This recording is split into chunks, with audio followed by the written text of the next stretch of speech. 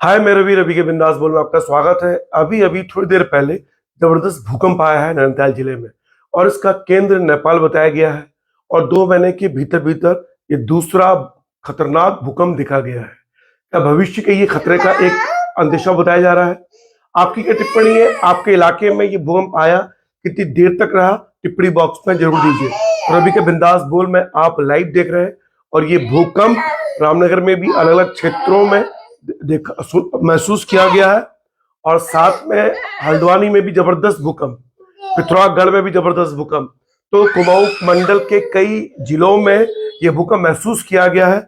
और अभी जो न्यूज मिली उसके अनुसार नेपाल इसका केंद्र रहा है। फिलहाल इस 1 डेढ़ महीने के अंतराल में ये दूसरा भूकंप का झटका, वो भी जबरदस्त।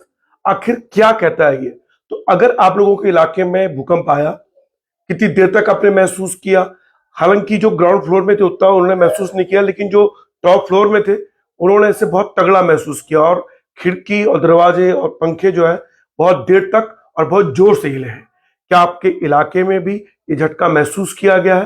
रामनगर, हल्द्वानी, नैनीताल, काशीपुर, पिथौरागढ़, अल्मोड़ा, बाकी अन्य जगहों से भी सूचनाएं मिली हैं।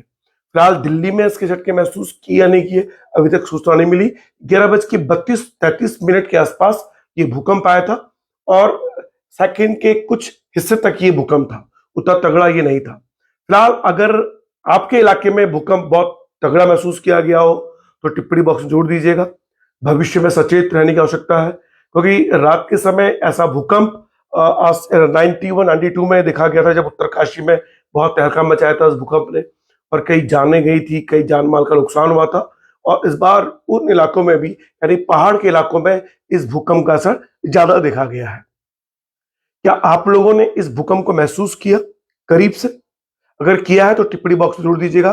फिलहाल रवि के बिंदास बोल में आप शुक्रिया है, बोलने की स्थिति में नहीं हूं क्योंकि तगड़ा भूकंप था और रिएक्टर स्केल में फिलहाल कहीं 3.2 बोल रहे हैं, कहीं 5.9 बोल रहे हैं, लेकिन खतरे के आसपास ये नहीं था। लेकिन इससे पहले जो भूकंप था वो भी लगभग इसी के आसपास रहा है। मुझे लगता है कि ये भविष्य के लिए शायद खतरे के संकेत है। जिस तरह से पूरे देश में, पूरी दुनिया में अलग सा माहौल बना हुआ है। फिलहाल रवि के बिंदास बोलते शुक्रिया। जय उत्तराखंड, जय भारत। अब सेफ रहिए, दुआएं कीजिए। इस तरह की चीजें जो हो रही हैं पूरी दुनिया में, वो भूकंप के तौर पे जनमानव का नुकसान, सावधान रहना ही सबसे बड़ी बात है। लेकिन अभी तक भूकंप की एग्जैक्ट भविष्यवाणी के लिए कोई मापक यंत्र नहीं बना है, लेकिन 1-2 महीने के अंतराल में लगातार दूसरा भूकंप, नेपाल इसका केंद्र रहा है। और इससे पहले लगभग 2016-17 में भी बड़ा जबरदस्त भूकंप आया था नेपाल में, जिसने नेपाल की पूरी अर्थव्यवस्था चौपट कर दी थी और हजारों नेपाल के लोग, नेपाल में आए पर्यटक मारे गए थे। फिलहाल रवि के बिंदास बोलते हुए शुक्रिया। जय उत्तराखंड,